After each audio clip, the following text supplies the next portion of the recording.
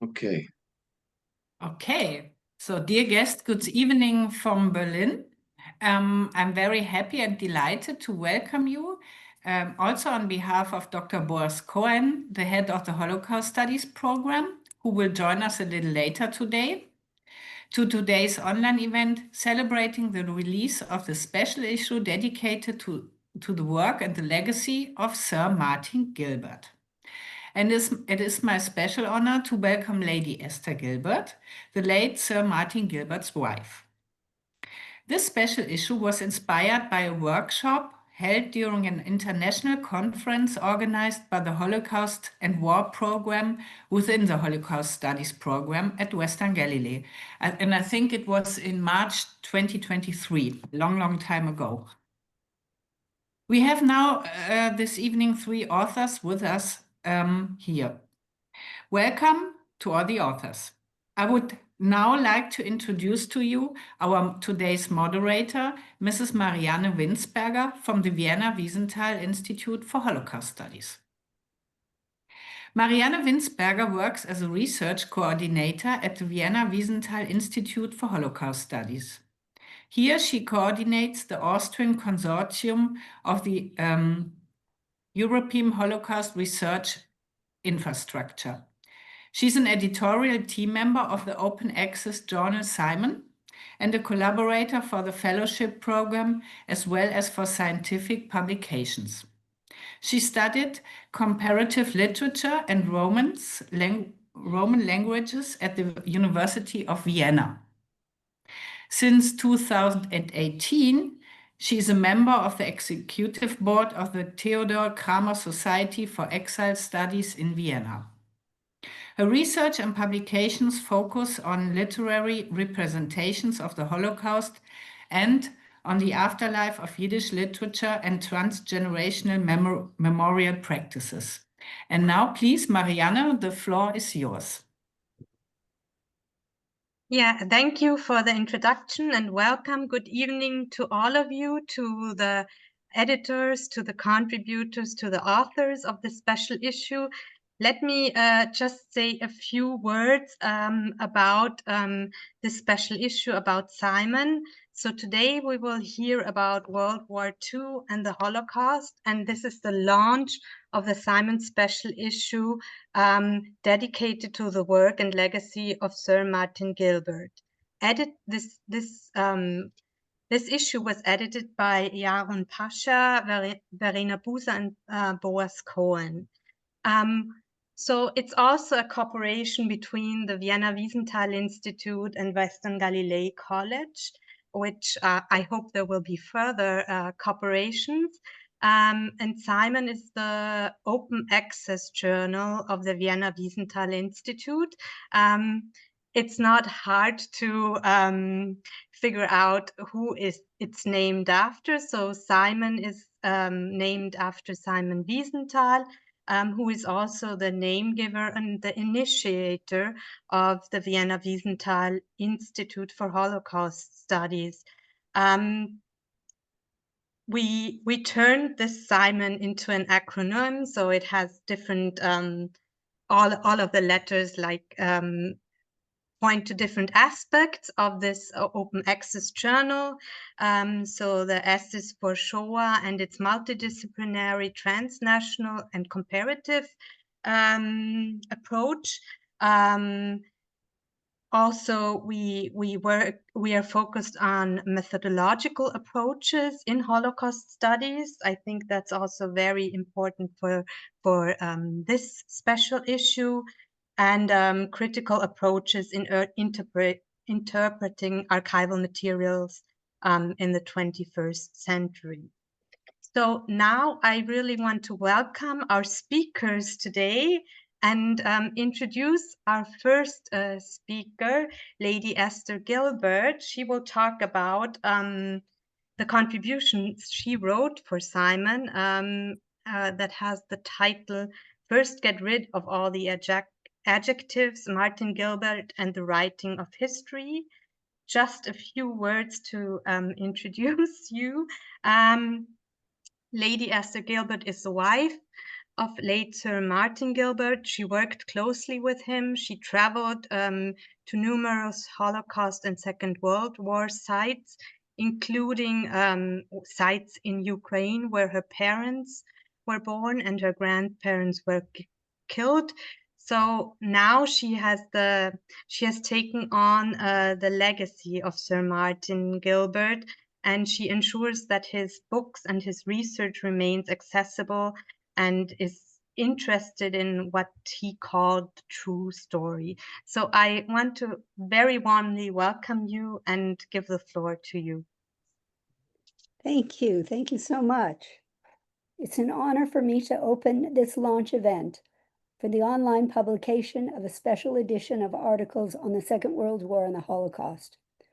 You'll have seen it was dedicated to the work and legacy of my late husband, Sir Martin Gilbert. Sir Martin died 10 years ago. Why is his work relevant today?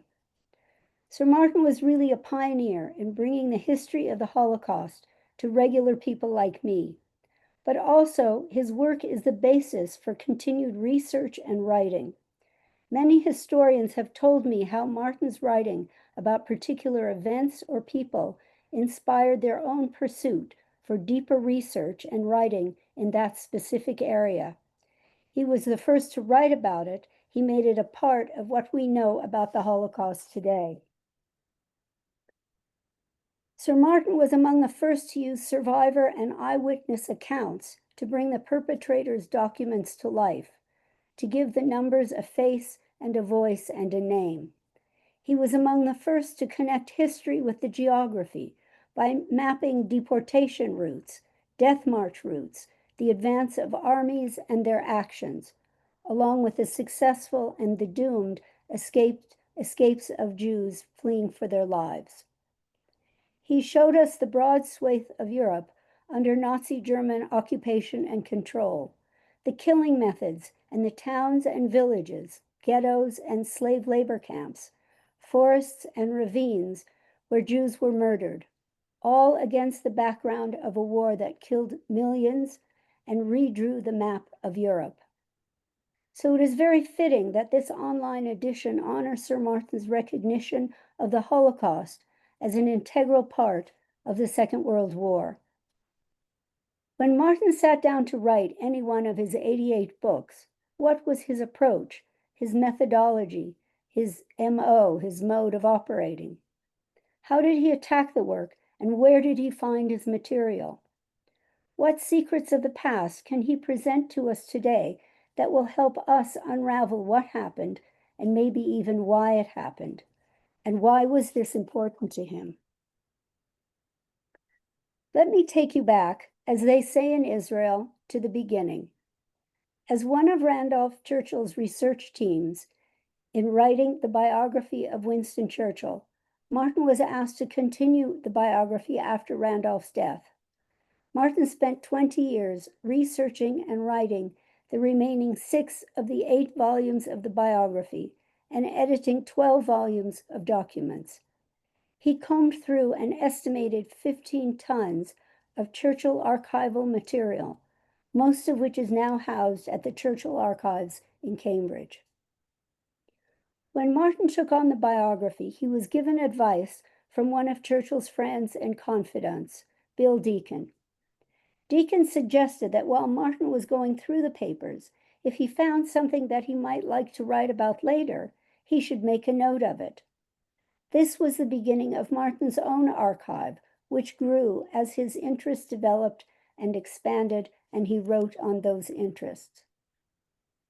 Researching and writing the Churchill biography also confirmed in Martin's mind what were the tools of historical writing that he would use, in particular chronology, context, and clarity. Martin felt that to write about what had happened, he had to understand what happened the day before, the week before, how checking in the rearview mirror holds a clue as to what is coming and what might be happening. Events develop one to the next. He believed that to separate events from their timeline would not help us to evaluate their impact. For Martin, history was a chronological development, and as an historian, he he saw it as his job to trace the events by examining the decisions that had been made and the impact of those decisions on those who were affected. The Holocaust did not begin with Auschwitz, but with actions and with approaches that evolved.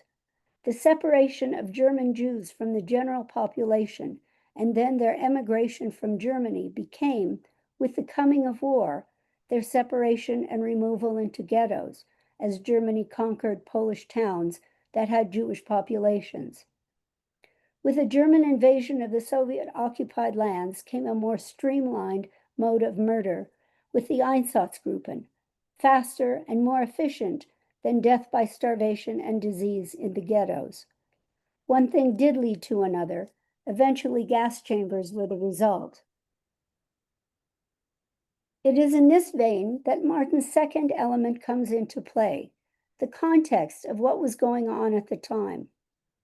The Holocaust was intricately woven into the fabric of the Second World War. In fact, one depended on the other for success. From an economic aspect, the Holocaust could not have had its far-reaching effects without the collaboration of local populations, many of whom were also subjugated. Through fear, starvation, or opportunity for economic and social advancement, local neighbors and colleagues helped to advance the Nazi agenda. Beginning with the economic deprivation of the Jews of Germany and its advantage to their German colleagues and customers, through to the warehouses of Jewish clothing and shoes found by the liberating Red Army at Auschwitz, loyalty to Nazi Germany was paid for with Jewish property and businesses, coats and boots and hats. The context of the war was apparent at each location. The murder of Jews contributed to the war effort in terms of stolen materials and slave labor that helped the Germans continue the war, murder even taking precedence in the face of military defeat. Martin also believed in going to the places where history happened. He felt it gave a perspective and insight into how the history developed. After a weekend in Berlin to interview the historian of the Lithuanian Holocaust, Rachel Kostanian, for an article I was writing, we traveled back to London by train. Martin wanted me to have a sense of the distance between Berlin and London, something not as apparent with air travel. On a visit to Honolulu, did we go to the beautiful beaches there?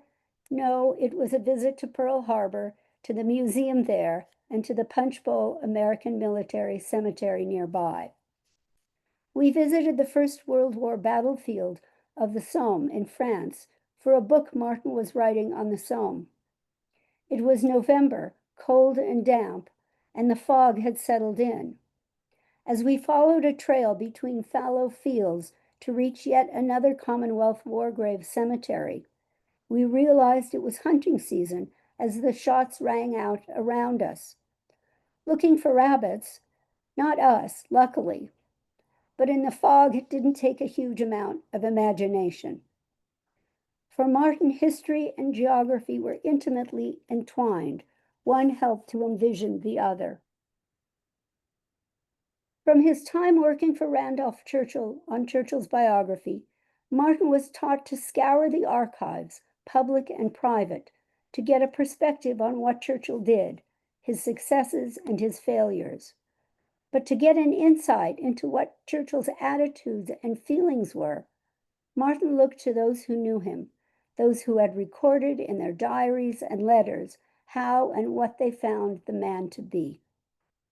When it came to his Holocaust writing, Martin continued this approach, going to public archives for documentation on events, on what happened, and to personal letters, diaries, and memoirs for how those events had their effect. Sir Richard Evans, at Martin's memorial, described how Martin was different from any other tutor Richard had. Rather than absorbing historical arguments, Martin wanted Richard to consult the original sources, the treaties themselves, the parliamentary debates, materials that make up the bare bones of history. Then when it came to discussing what Richard thought of those bones, Martin told him he wasn't interested. Richard quotes Martin, "You'll change your mind when you get to finals anyway." It wasn't only the bones of history that Martin was interested in, but how it was presented.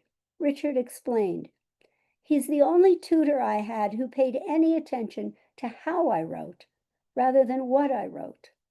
It was clarity that Martin valued. I've seen Martin spend hours on the phone with an author in some distant land going over his corrections to the author's manuscript. Martin's red pen would note commas in the wrong place, sentences too long or unclear, along with facts that were in fact not true. "This may be the only book someone reads on this subject," he would say, "so you have to get it right." In this quest for clarity and for truth in writing history, Martin believed in presenting the facts and allowing his readers to come to their own conclusions. He didn't put words in other people's mouths, and he didn't assign attitudes to those he wrote about. How would you do this? Martin did it by not using adjectives. He tells us what an individual's actions are and their impact. He doesn't presume to know what the person is thinking or what sort of mood he or she is in. He does, however, allow his eyewitnesses the use of their adjectives, as it is their perspective we are witnessing. In removing his own attitudes, Martin assumes his readers have the intelligence to come to their own conclusions. Along with his disdain for adjectives, Martin felt the historian must be clear on the facts. If he found someone writing perhaps or maybe, he would say, "But perhaps not." As he wrote, and I've put this quote on his martingilbert.com website, "To say perhaps it was like this is to mask a failure to get to the bottom of a problem. And failure in historical research is no crime. It is one of the hazards of the profession." Sir Martin held historians and those who write about history to a high standard. He understood that mistakes or incorrect assumptions open wide the door to denial and distortion. He sought to write what he called true history. The history he wrote will not change or go out of style, as it is based on the facts, which hopefully someday will become relevant again.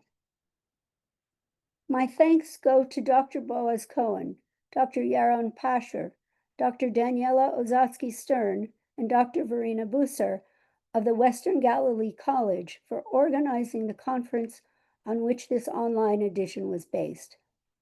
My thanks also to Eva Kovach, the editor-in-chief of I.M.O.N, the Shoah Intervention Methods Documentation of the Vienna Wiesenthal Center for Holocaust Studies, for publishing this special edition and making it available so widely.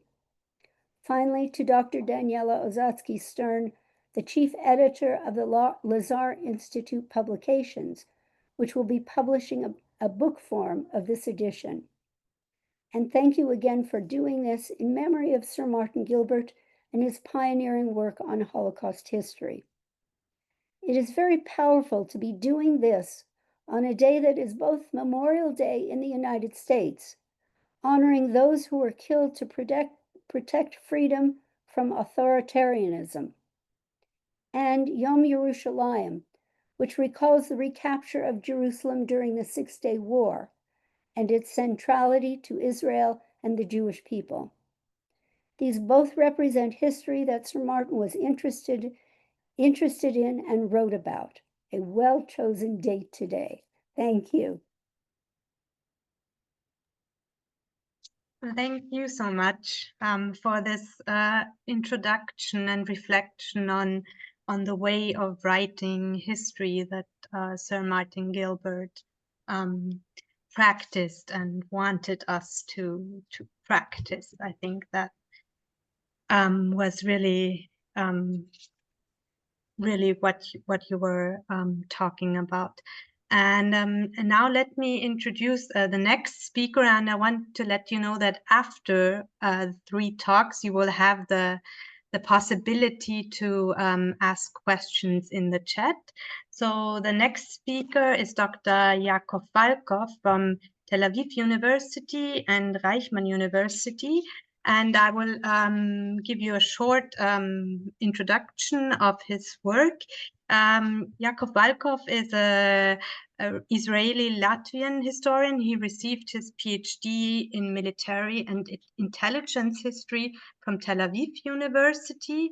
While researching the intelligence activities of Soviet partisans and their reporting on the Holocaust, he was a visiting scholar at Oxford University, the United States Holocaust Memorial Museum, and the World Holocaust Remembrance Center and Archive Yad Vashem. Dr. Falkov is the author and co-author of 3 books and numerous other publications on the Holocaust and the anti-Nazi resistance in Eastern Europe, as well as on history and theory of Soviet and Eastern European partisans, diplomats, and spies. Dr. Falkov teaches at Tel Aviv University and Reichman University in Israel, and he advises 2 museums, Holocaust museums in Israel and Latvia. And today he will talk about the quantum character of the diplomatic dimensions of early World War II, overlooked by the realist theory of international relations. The floor is yours. Okay, good evening, all of you, or good morning in Canada and the US. Thank you very much for having me today. I'm very excited, and thank you for the creators, the editors of this magnificent volume. I will try to be as brief as possible since we have only 20 minutes. I will share my presentation here with you immediately. Hopefully you can see it. So let's start actually. And we will go from the World War II diplomacy until probably a bit today's, as you can see here. So let's start with the core story of my article, which is described in detail in this new book, my new book called Between Churchill and Hitler and Churchill, excuse me. And it goes in this way. So in the mid-January 1941, actually, the British intelligence kidnaps a man, a Jewish man, a businessman from Poland, who is trying to negotiate on behalf of the Polish government in exile in Istanbul between this Polish government in exile and the ambassador of the Third Reich, Franz von Papen. The British discovered this attempt and arranged a very complicated intelligence operation to kidnap him from Istanbul, to bring him over to the Mandatory Palestine, to keep him in the local jail called the prison of Accra in the north of the state of Israel. And in a matter of half a year, he just disappeared from the prison. And there are many guesses that actually the man was murdered by his British kidnappers and interrogators.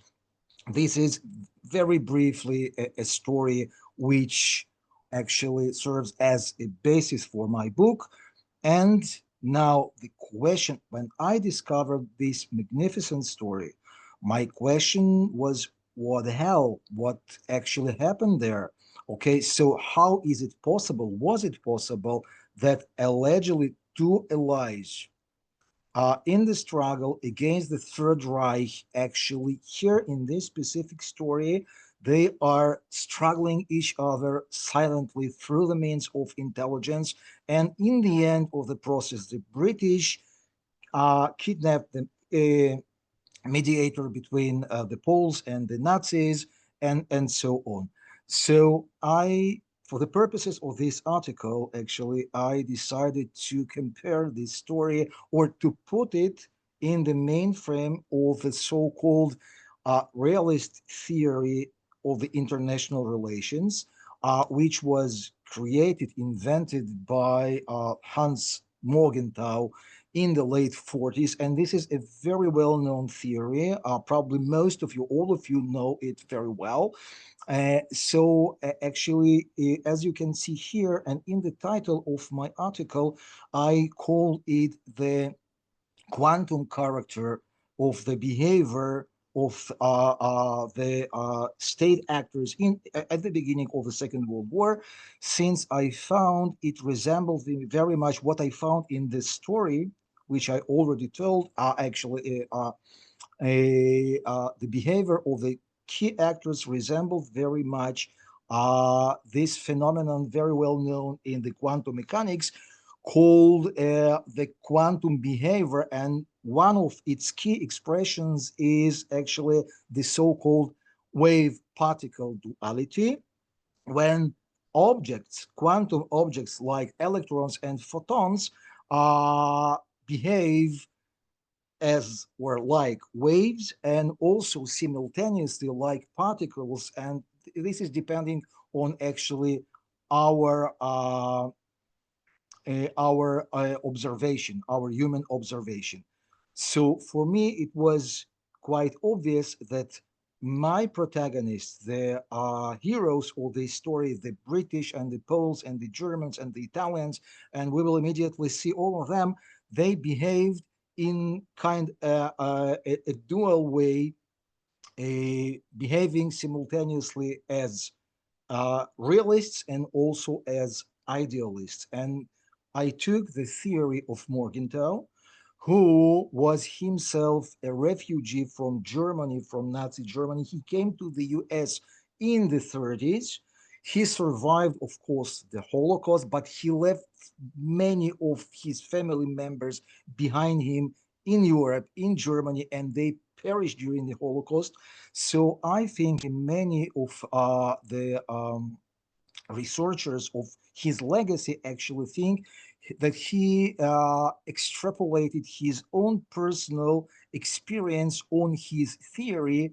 And first of all, he postulated that it is better to be alive than to be dead, I would say. So, and it is true about people, and it is even more true about states. So, being a living leader of a living, prosperous country overweighed the imagined imperative to be a moral statesman. Okay, so to be expected from the leaders to be practical, to be realist, and when and where there are different states with different ideologies, like during the Second World War, the Americans and the British and the Soviets coexist, or today the Americans and the Russian coexist. He expected from them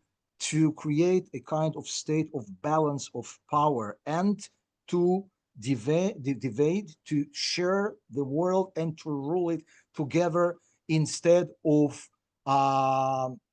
fighting each other continuously.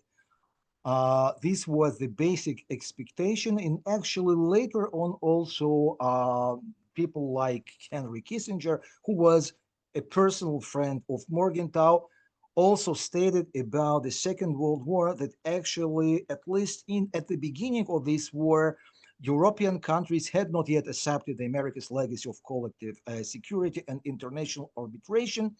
So they were rather sticking to the old habit of securing the balance of power through diplomatic maneuvers. They, according to him, again, they were much more realistic than idealistic and behaved accordingly.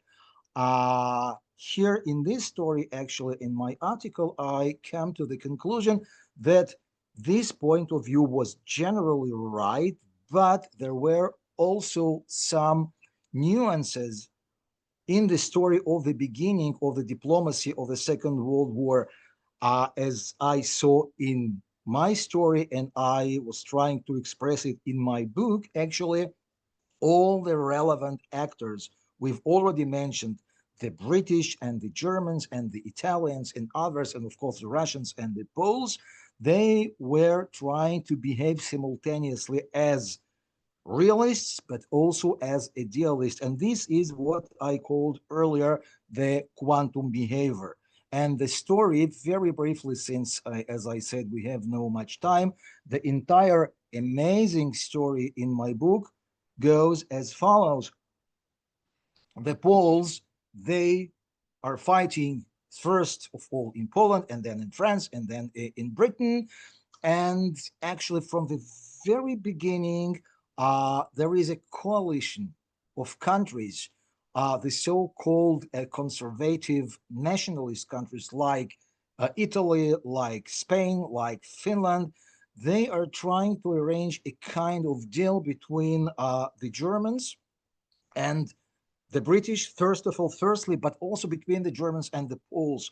And they advocated actually a kind of reapproachment between these sides, seeing the Poles and the Polish state before the war and during the war as a natural part of the nationalist conservative coalition of the European countries.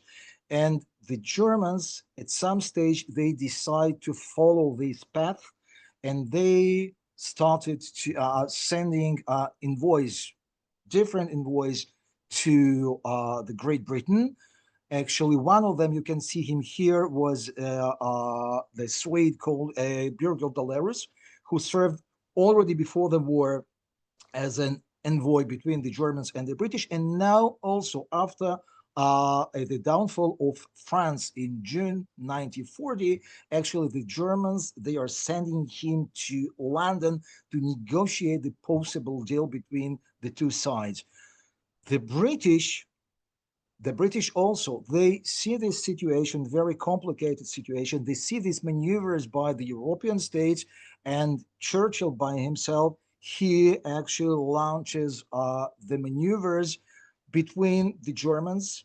The British intelligence is talking to the German opposition, but also they do accept the envoys, mainly Dalerus, but also others, on the British soil. And simultaneously, he is talking to the Soviets. Behind the scenes, he is trying to convince Stalin to come and to support him against the Germans.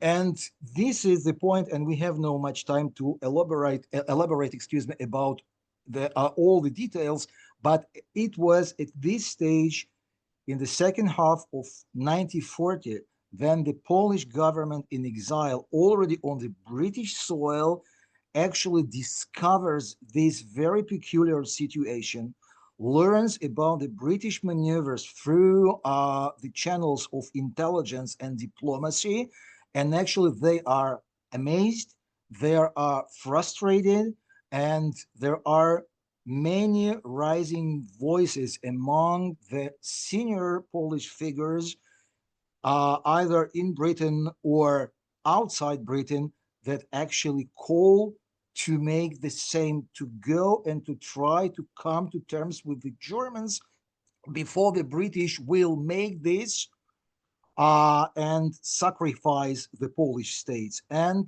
this guy, you can see him here, Professor Kot, who was the right hand of Mr. Sikorski, the head of the Polish government in exile, and his Minister of the Interior, he actually initiates this attempt to approach the Germans, and it was him who sent Mr. Mikiczynski, Samson Mikiczynski, the Jewish businessman I've mentioned earlier. He sends him to Istanbul to try to contact Franz von Papen.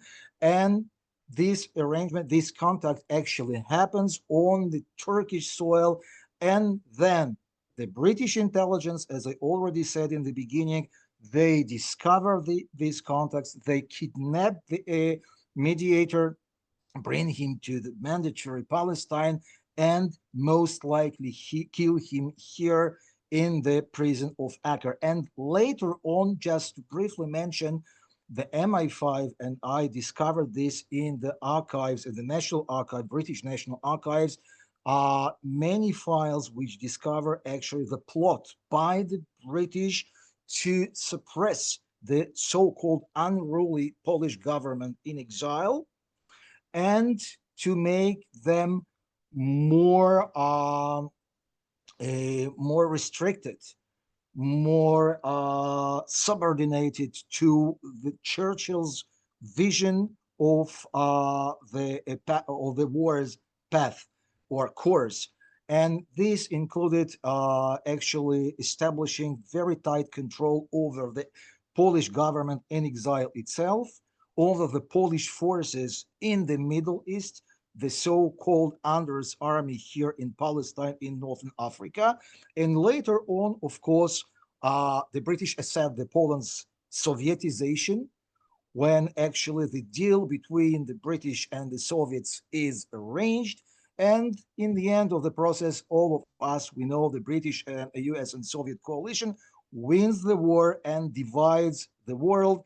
And of course, Morgenthau, as I said, in 1948, writes his politics among the nation, keeping in his mind actually the very fact that the great powers, the US, Britain, and also the Soviet Union, they behaved as very core, very basic realists.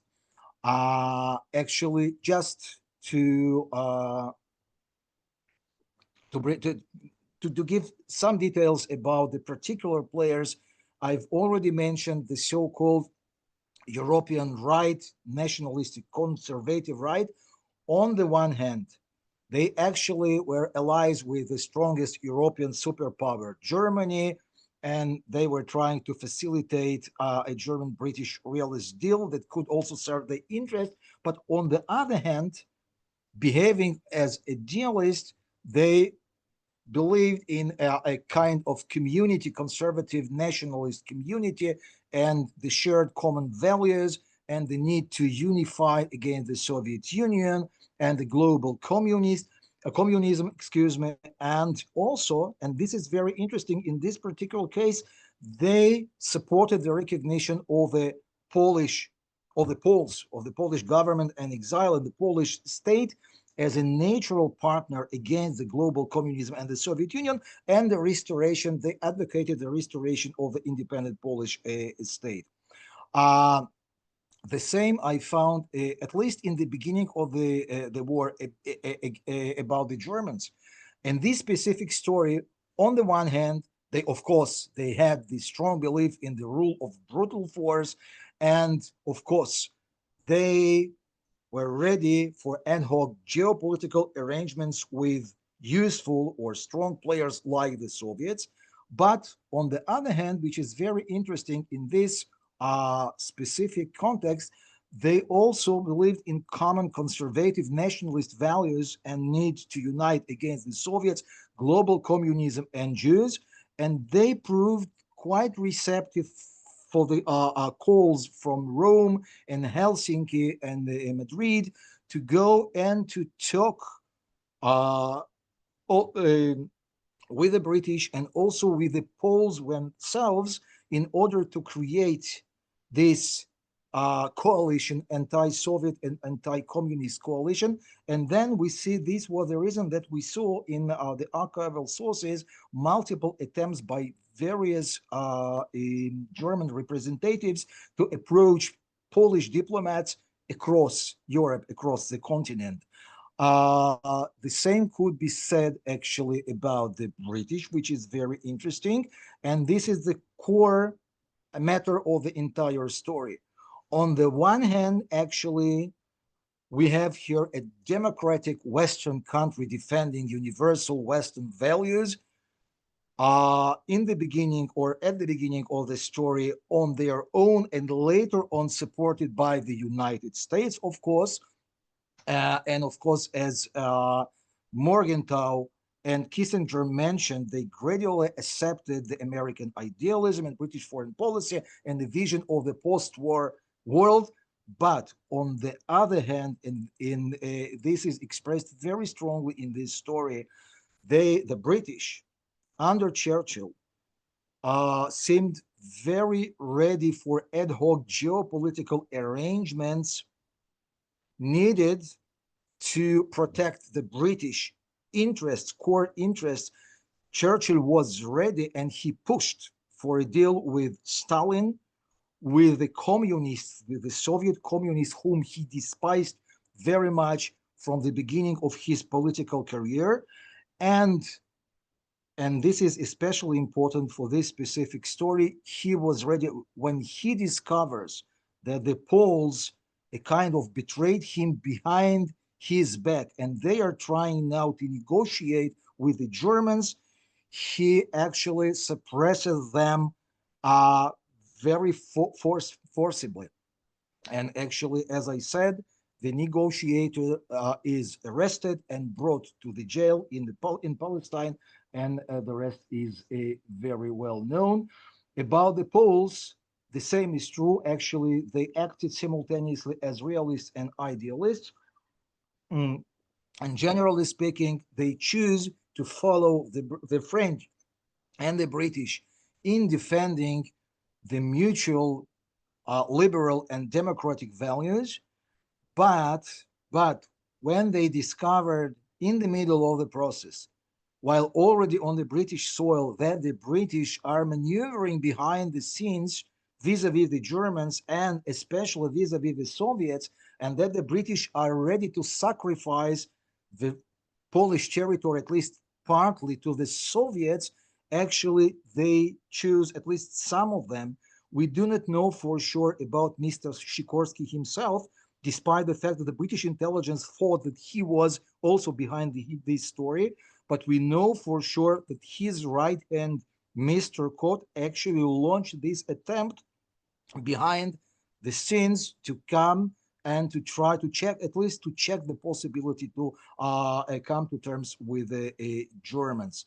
And just to conclude, as you can see here, this quantum behavior of all the participators in this story actually arranged this incredible story of the British negotiating simultaneously with the Germans and even more with the Soviets, the Poles who discovered this behavior and were trying to behave in the same manner behind the scenes, and the British who discovered this behavior of their closest ally at the beginning of the war, and they suppressed the Poles without any hesitation.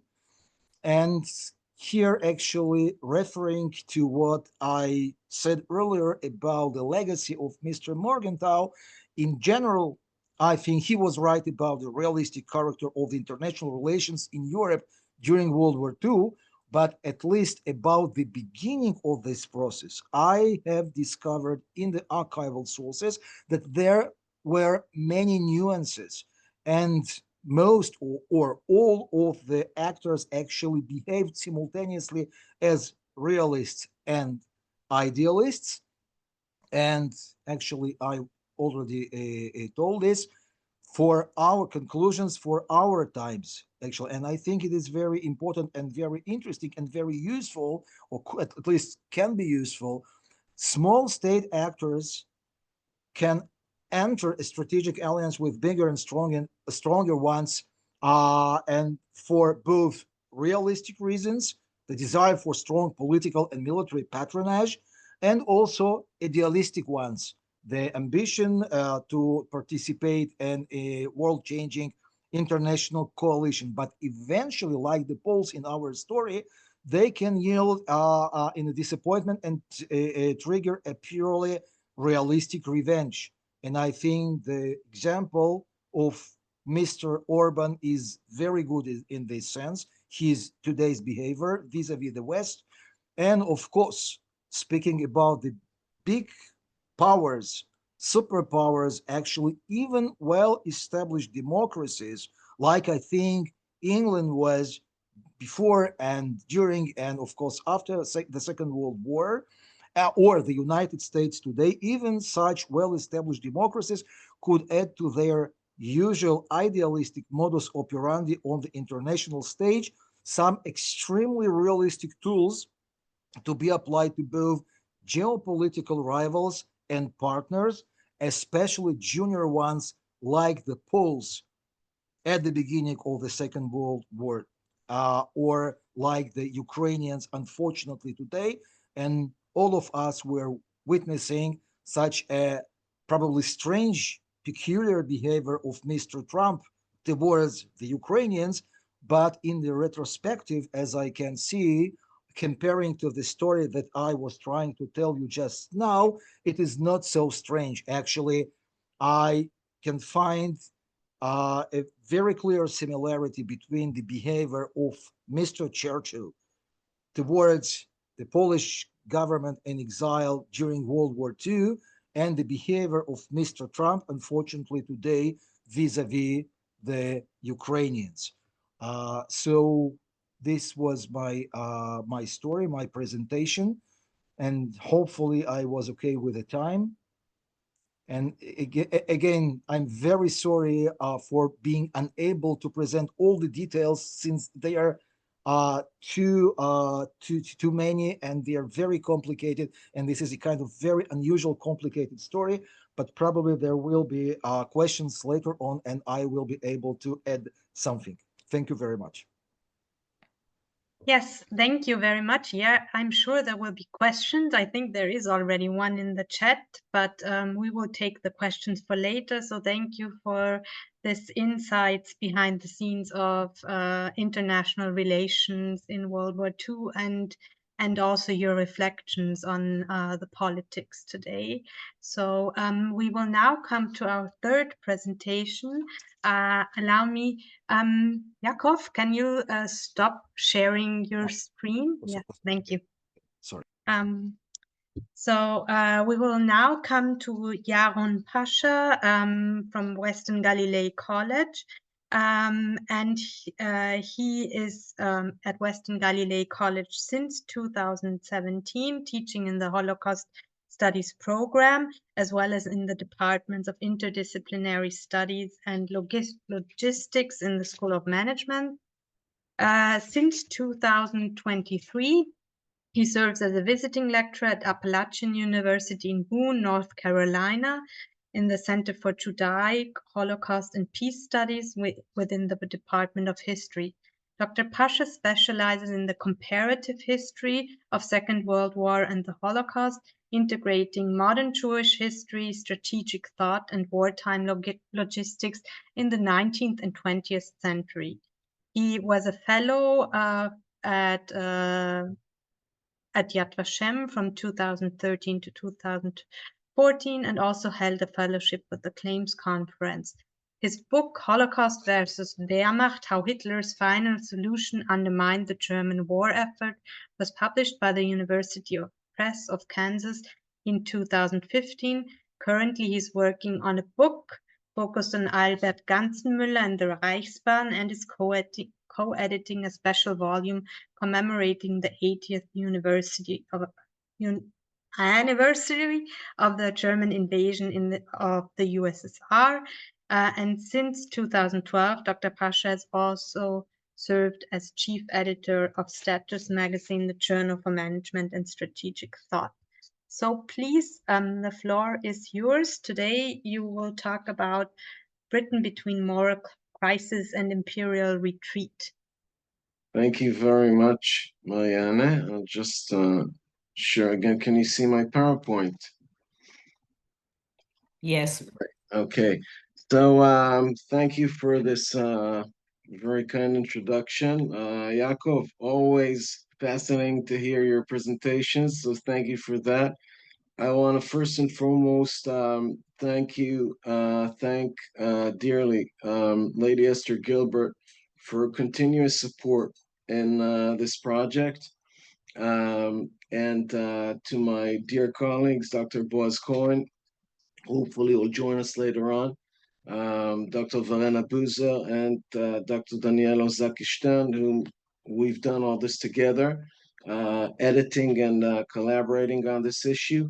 And last but not least, to the Simon team, wonderful collaboration with you, especially Eva Kovac, the chief editor of the Simon Journal.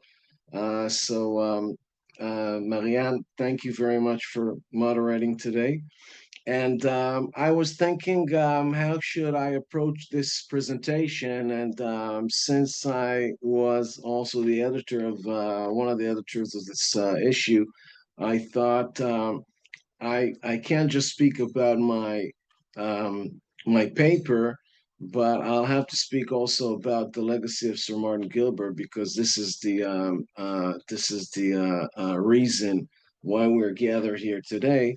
And I'll just begin with a few of my personal reflections on Martin Gilbert. And the first one goes way back to 1995 when I began my BA studies.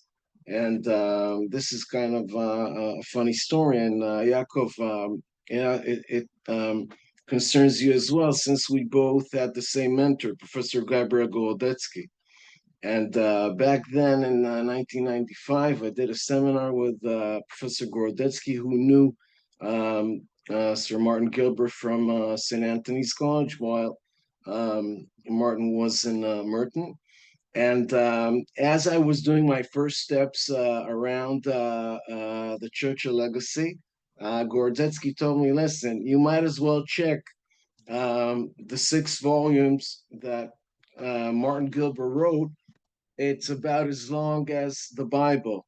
And as you can see, it is very long. And that was my first encounter with Sir Martin Gilbert. And I went to the library and I looked and started digging in.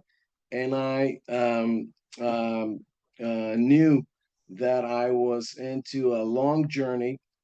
And this is the first time I came across it. And when I started to approach Holocaust studies and research, I, of course, came across the Gilbert Atlases, which were a profound tool for me to understand the entire picture. And as you can see, there were over more than 10 different atlases. I have 2 of them here, of course. The pivotal one is the Atlas of the Holocaust, but there are loads of atlases. This is one of American history. And I have to say that this gave me great influence in my way of research, particularly since it was visual.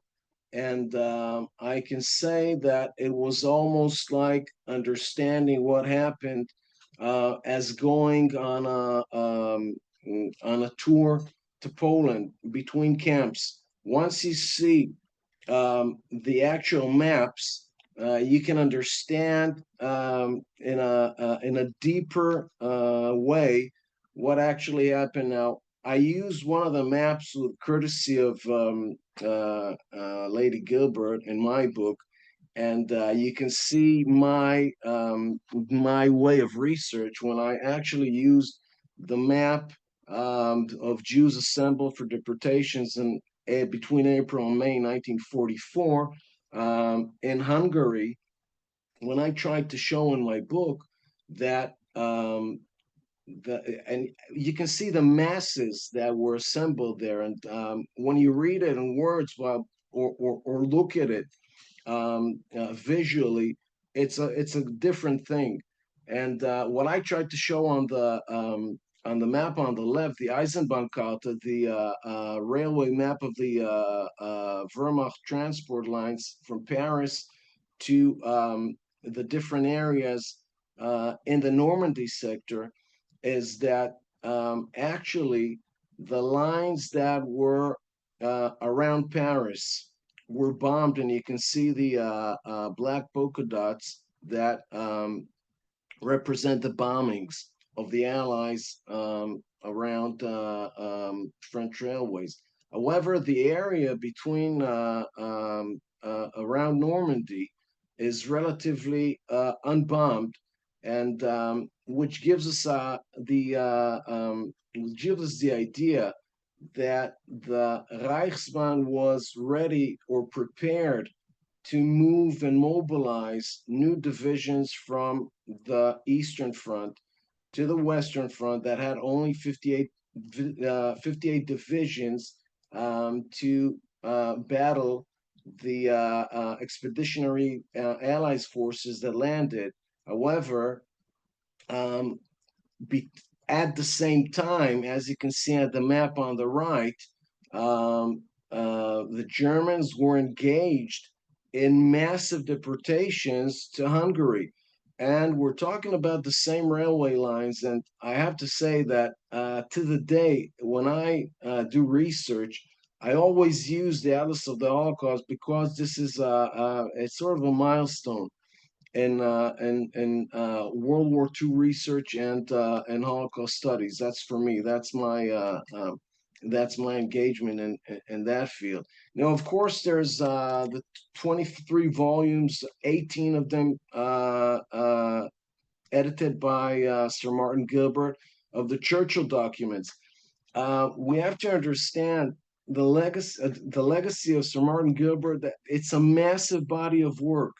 I think it's almost unprecedented. The amount of research one individual has put into this particular field of knowledge, and we still were very lucky to have all this research done, and there's the entire Gilbert archive is in Hillsdale College. We as scholars can do a lot of work using that.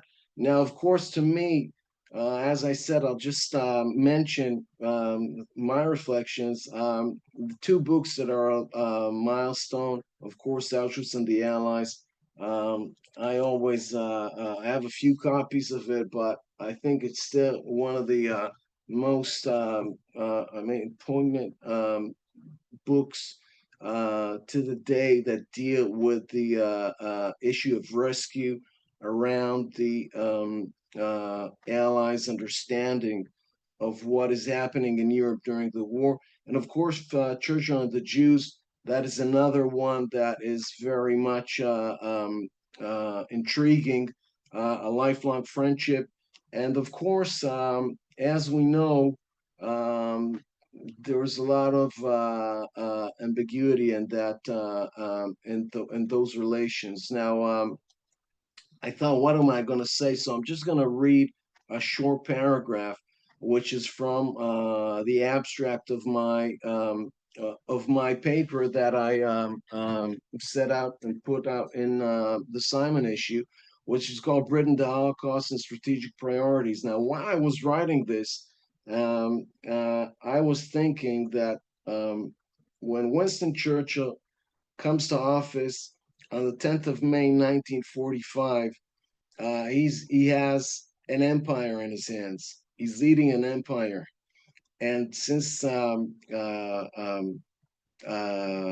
Gilbert is so acquainted with Winston Churchill, and the name comes in mind together, you cannot but think that when he leaves office on the 26th of July, 1945, during the Potsdam Conference, and is turned down by the British public in the elections, he lost an empire.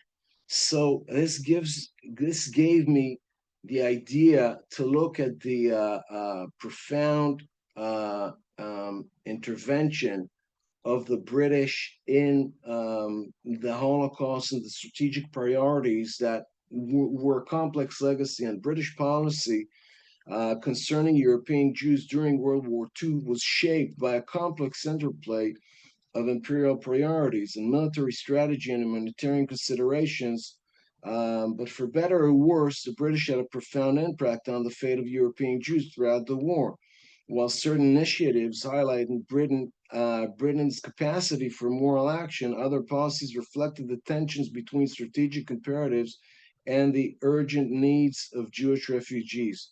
This particular article examined Britain's multifaceted engagement with the Jewish question during the war, illustrating the geopolitical challenges that shapes policy decisions. By assessing these complex dynamics, it provides a nuanced understanding of British role in one of history's darkest chapters. Now, while I was writing this, I was really um, also puzzled and blown away, seeing that there isn't one event, one single event that the British are not involved concerning the Holocaust. And it comes from the beginning, from the Aviv conference, when the Britain's geopolitical constraints and avoidance of commitments to Jewish refugees are very bold. Coming to the kinder transport, when I always like to be fair and say that had Yad Vashem had different criterias for describing righteous among the nations, possibly or probably Neville Chamberlain was one of the only leaders during the Second World War that would receive that honor. Of course, it goes to the White Paper of 1939 and the early British intelligence on Nazi policies. The Madagascar Plan is really, really a pivotal moment in the history of the Holocaust, with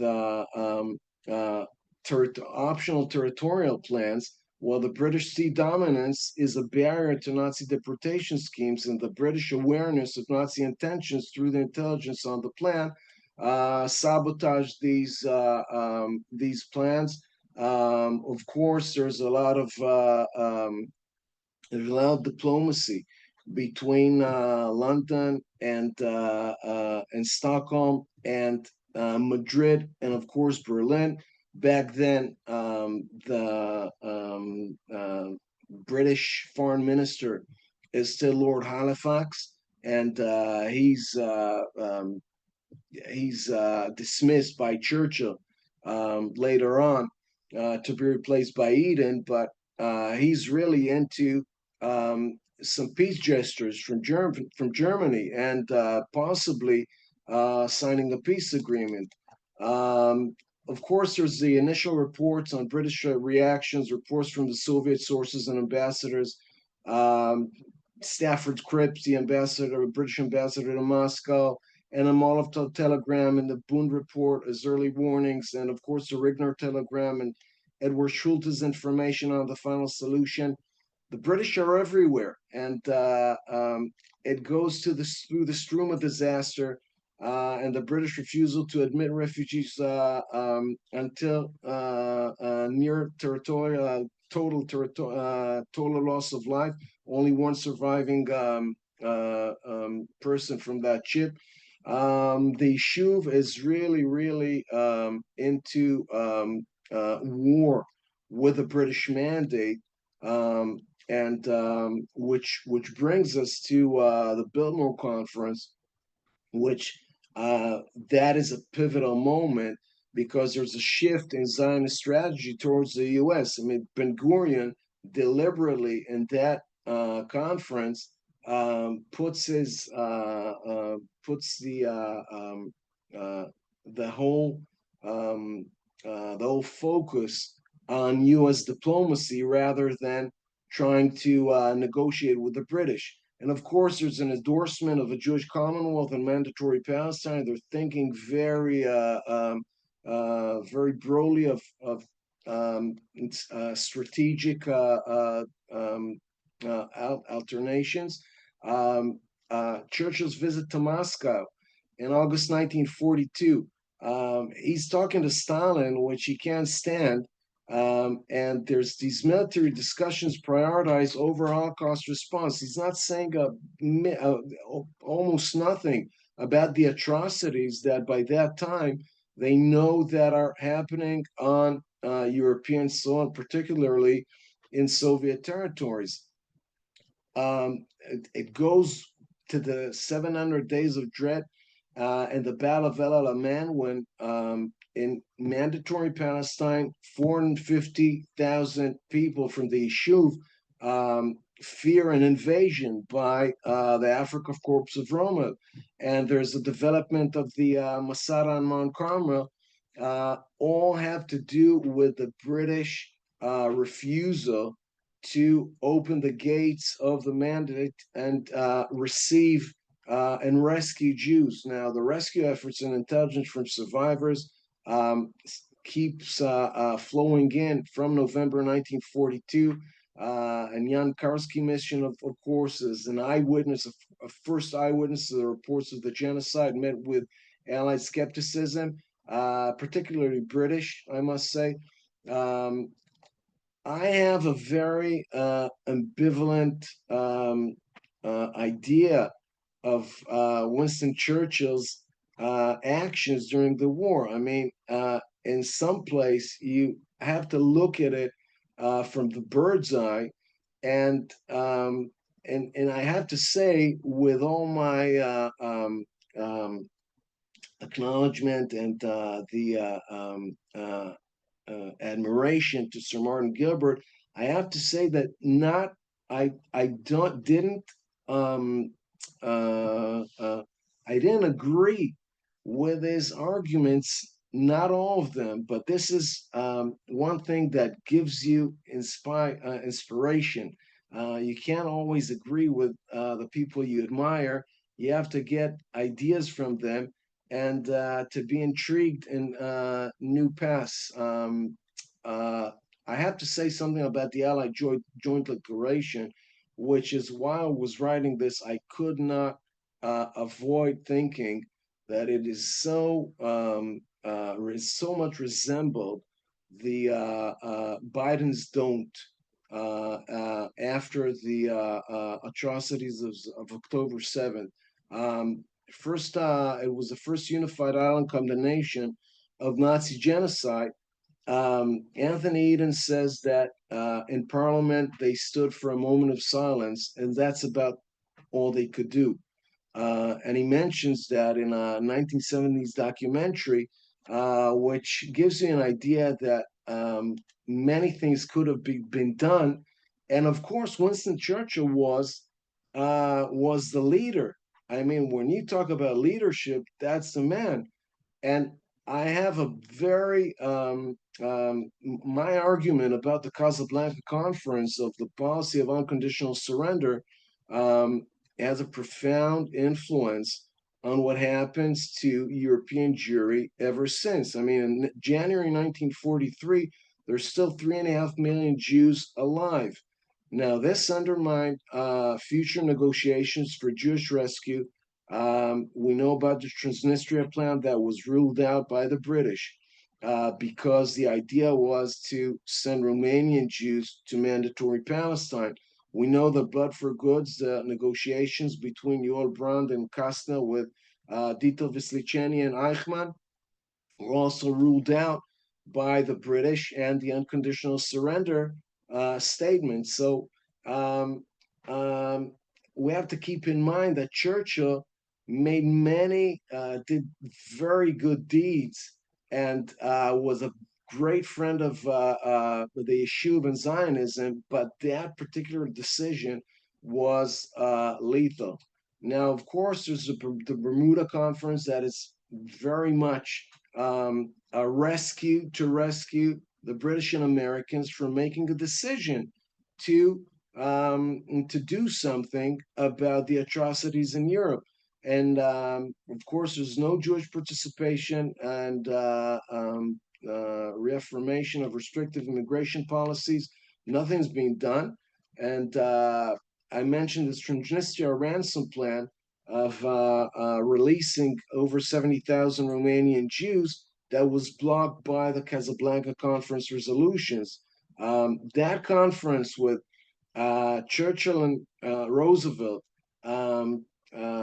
avoiding Stalin from from participating in it because they were suspicious of Stalin trying to negotiate a peace deal with Hitler.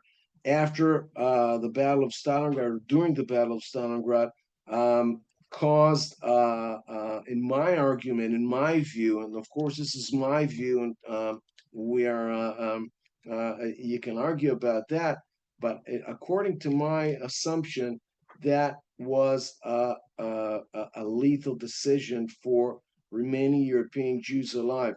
Of course, the Auschwitz protocols and the Verba and Vexer reports, which I was amazed to hear by Lady Gilbert that she had the opportunity to meet Rudolf Verba, and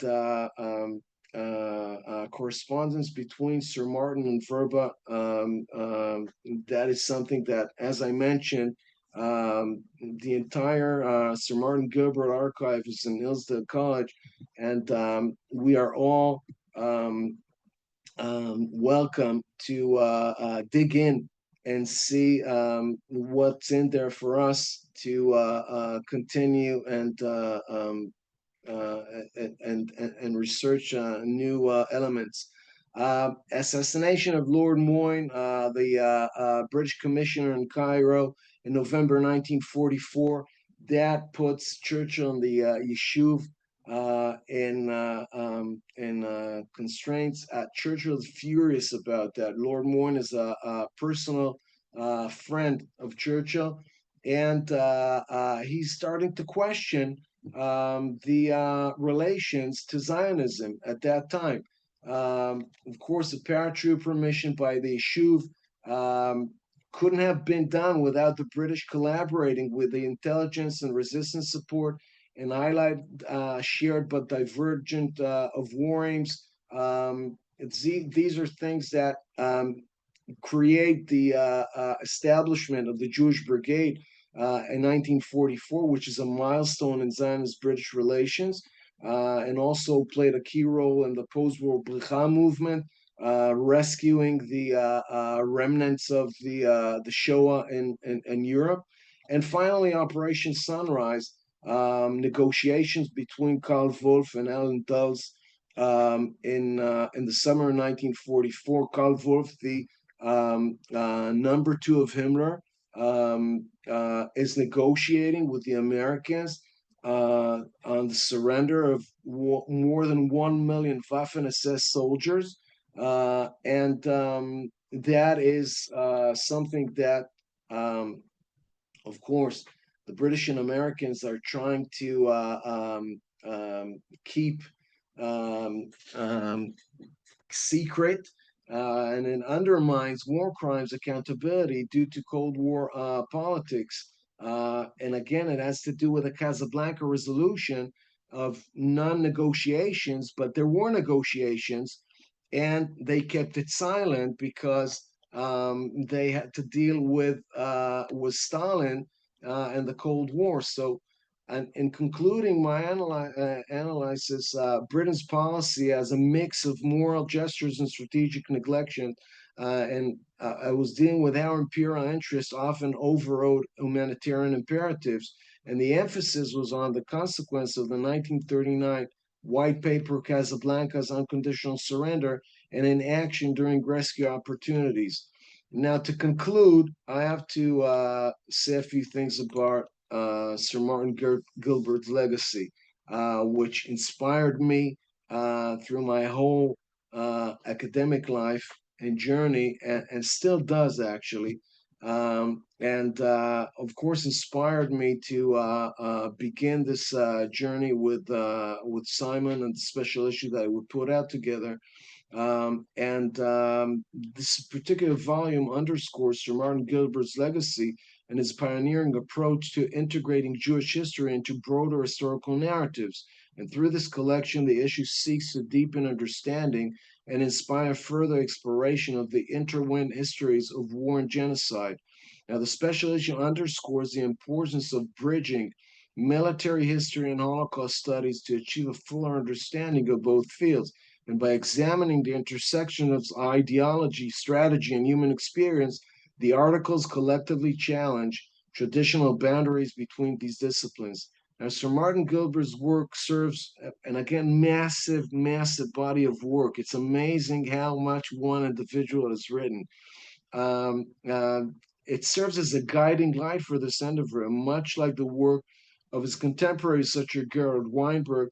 His dedication to integrating Jewish history into the broader narrative of the Second World War has inspired a new generation, us, of scholars to pursue interdisciplinary approaches that honor the complexity of the past. This special issue stands as a testament to Sir Martin's vision and as a call to further explore the interconnected histories of war and genocide. And we hope that the contributions in this issue not only deepen our understanding of the Second World War and Holocaust, but also inspire future research that continues to break down disciplinary boundaries and prioritize the human stories at the heart of history. And thank you very much. And I'll be happy to answer your questions during the debate. Thank you. Yeah, thank you also for concluding with this legacy of Martin Gilbert and the possible future research that he will engender, and for all of you for also drawing these fine lines to today's wars and conflicts and policies. So I want to thank all of you, and I invite you to pose your questions in the chat. So we still have about 10 minutes left. There was already like I think a discussion, Yaacov. Is there still an open question, or is that already all in the chat? I think I've already answered all of them, or most of them. Okay. But I'm still open for answering more questions.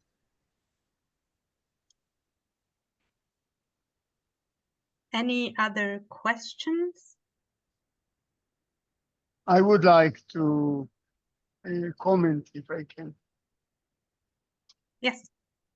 We have a tradition. First of all, thank you very much. I managed to hear most of it amazingly. I'm here in the Israeli South. Just finished a long day shift, and I managed to hear most. So really thank you. And now I have to fill up with all the things I missed out. But Yaron and I have a tradition to disagree whenever he presents this idea on unconditional surrender. So I will give my input to this because I really appreciate Yaron's work. I think there are two stories here. It's true. Churchill was an imperialist in the sense that he believed in the British Empire. And this was certainly something that led his policies, just like American policies were to I would not say to break up the British Empire, but certainly they were not going to support anything imperialistic. That is not American focus. And countries have interests, and this is not that. So the White Book can be seen as an imperial issue. It can also be seen as exactly as Anthony Eden, I think, says that. Not Anthony, MacDonald says on the White Book, and it's the same documentary. World War II is in the offing. The British knew they needed the Muslim world. They were willing to put to give up on the Jews for this because the Jews didn't have any choice. I mean, there was no question whether the Jews would support the Germans or the British. But the Muslim world was a real issue that we can tell a whole story on how the Germans are curtailing the Muslim world and the British are trying to save it on their side, which they succeed. But the prize is the Jewish immigration and the saving of European Jews. This is a very painful prize, and so this is an issue I think we should think about. So all the rescue attempts and stuff, this was not about not negotiating with the Germans, because they were negotiating as Germans. This was because they didn't care. And the idea of taking the war to the end, it didn't serve British imperial interests. If the British would have finished the war in 43 with an agreement with Germany, they would have lost much less men, much less of their financial reserves, much less of their empire. So the imperial issue, as Yaron said, is a very important issue, certainly for Churchill, and we can't ignore it. Still, we still wonder, since Churchill is a leader, like Yaron said, why didn't he argue, at least forcefully, like he used to argue with his chiefs of staff? Why didn't he fight for this issue? Because we don't see him fighting for the issue of rescuing Jews. Generally, it's obvious that unlike some wars today, normal people waging war do not give trucks to the enemy so that they can fight the war better for humanitarian reasons. So it was obvious that there was no really deal on the table, and all the negotiations about blood and goods were just between the Jews and the Germans, but the British were never in it, and they were right not to be in this. So I think the question exists, and I think Yaron put it very forcefully. I think we should give them a little more slack about, because we should differentiate between the imperial issue and between what do you do in wartime with your enemy, which is a very important issue as well, but not exactly the same one. Okay, so I can talk more about that. I really, we just have a tradition that whenever Yaron speaks about it, I have to open some other points. So thank you, Yaron. Thank you, Boaz. I will just say one thing about it, that in Auschwitz and the Allies, Martin Gilbert refers to that issue of rescue by saying that there was indifference in British policy.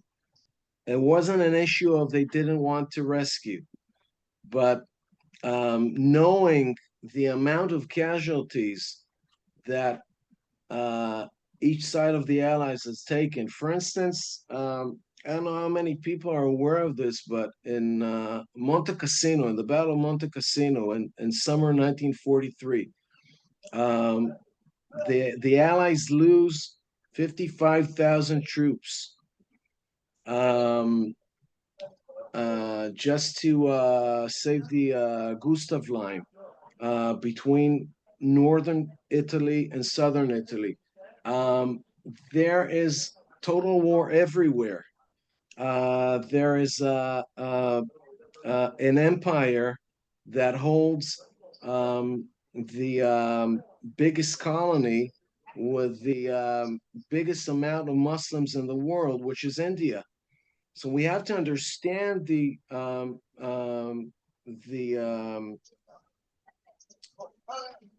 idea of running an empire and losing it in a declining empire, and that rescuing a particular race during the total conflict is not first priority. So I mean, we can be mad about this, and we can argue that they could have done more, but we have to understand the broader context. That is my view, and as we said, it's complex because, of course, it raises the issue of today and relevant negotiations today. We're in the midst of a very long war, and the issue of negotiating with the enemy is a day-to-day issue, day-to-day issue and argument in Israeli society.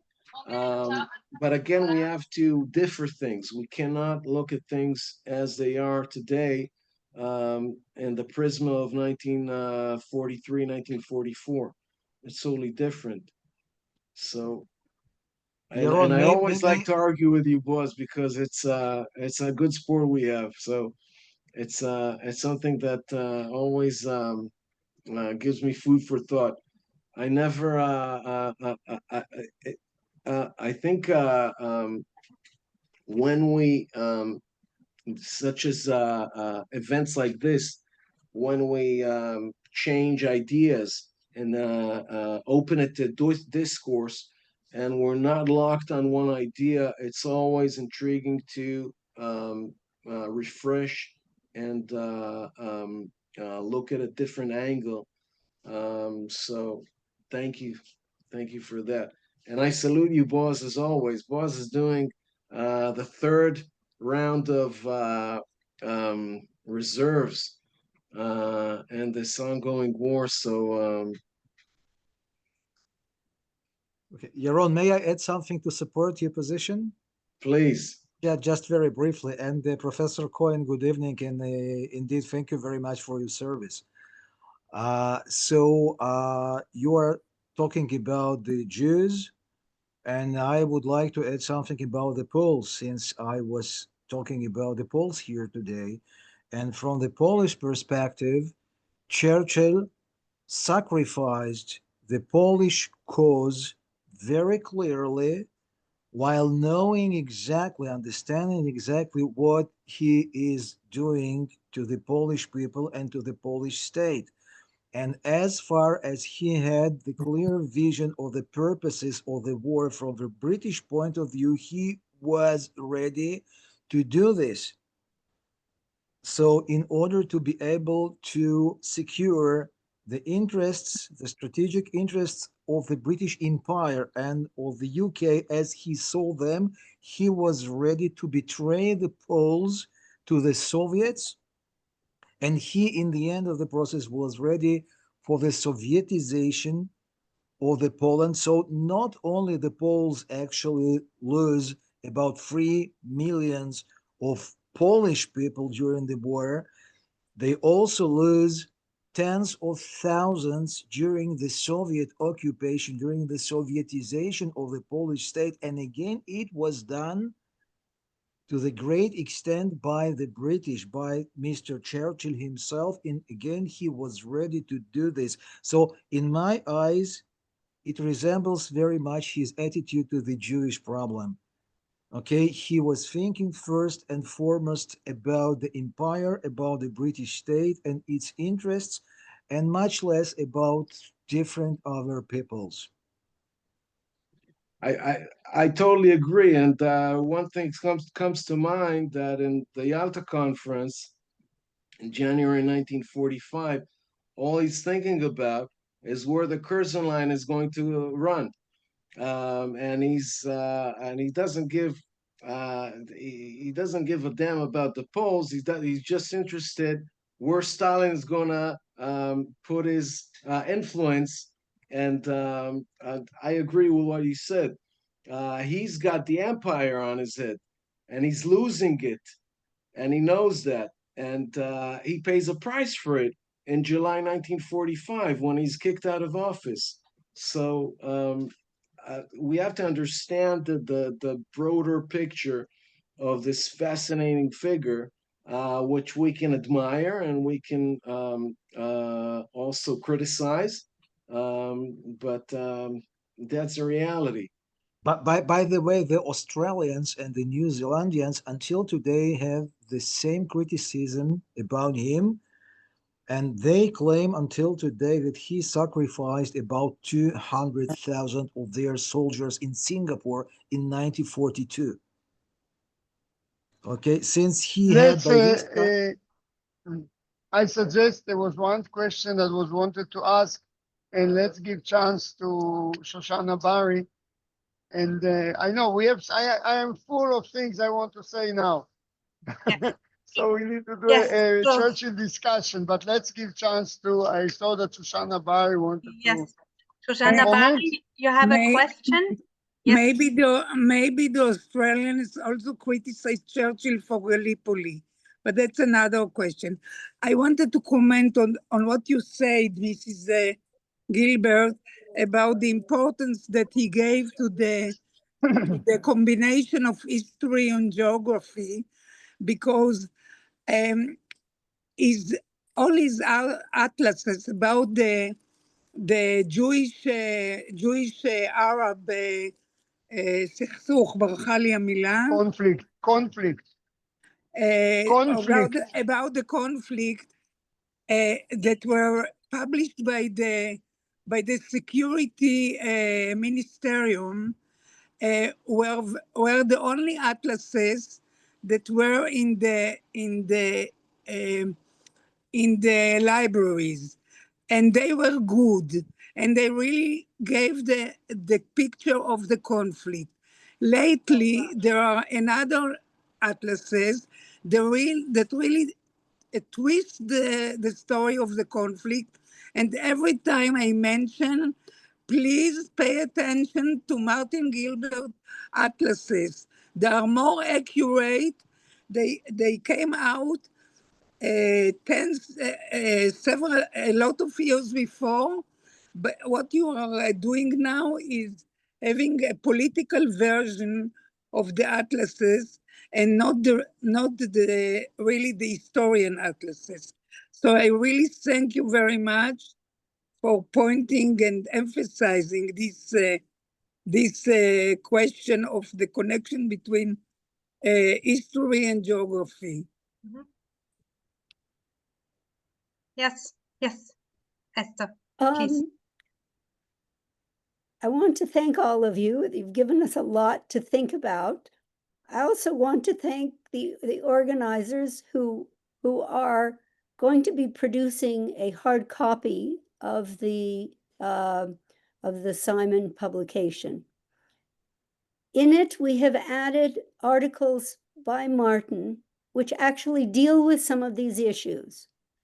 And also, I've put on Martin's website, you can search Stalin, you can search various different things and find out what Martin has written in shorter version than these books. There's a lot there, and like Dr. Cohen, there's a lot going on in my mind thinking, oh, I want to say this, I want to say that, but I'll leave it to look forward to this new publication and for you to, at your leisure, look at the website, because he's dealt with a lot of these issues, and in a way that may surprise you. So I will leave it at that. And from my perspective, thank you for allowing me to be part of this, and for recognizing Martin's work, and for the kind words that you've said about him. And we keep plugging along, all of us. And there should only be an end to this discussion, and the end to the current situation that where we want to learn something from history that will apply to today, and we should just have an end to all of it. Mm-hmm. Yeah, thank you. I think that were very good final remarks to this really intriguing discussion. And I want to thank all of you. Please discover the online journal Simon, not only this special issue, maybe you will find other interesting things as well. And yes, I'm really looking forward to hear from you, and thank you for being with us. Thank you very much. Thank you. Yes, thank you. Thank you. Thank you very much again. Have a nice evening Bye. or day. Thank you. Bye-bye. Bye-bye. Thank you. See you soon. Bye-bye. Thank you.